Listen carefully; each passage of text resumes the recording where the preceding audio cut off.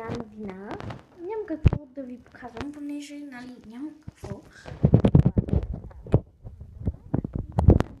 Новината е, че утре ще правя трета част Вълци и коне.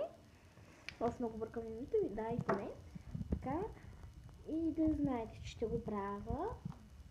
И да, а сега след това видео ще ви покажа едно нещо, където е изненада, как да направим от пластелин изненада. Няма да ви кажа, ще мисля сега за заглавието, как точно да се казва. И да, утре очаквайте трета част, Вълци и коне, а сега очаквайте да направя нещо с пластелина.